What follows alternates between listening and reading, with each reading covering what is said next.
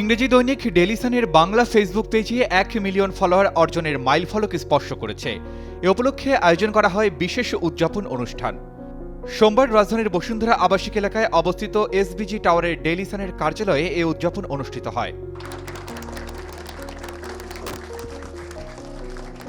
অনুষ্ঠানে সাফন বসুন্ধরা গ্লোবালের চেয়ারম্যান সাফন সোভান ও vice chairman ইয়াসা সোভান, daily সানের সম্পাদক Rezaul Karim lotus ও পত্রিকাটির সম্পাদক মণ্ডলী, সাংবাদিক ও সংশ্লিষ্ট কর্মকর্তারা এ সময় উপস্থিত ছিলেন।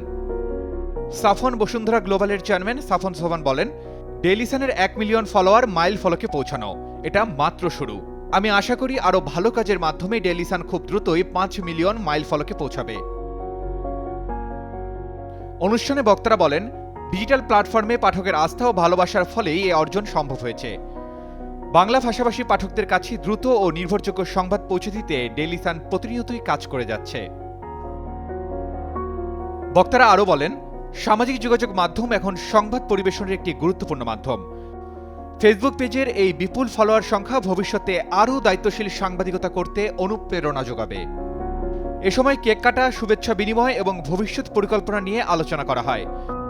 পাশাপাশি পাঠকদের প্রতি কৃতজ্ঞতা জানিয়ে আগামীতেও বস্তুনিষ্ঠ ও সময়োপযোগী সংবাদ পরিবেশনের প্রত্যয় ব্যক্ত করা হয়।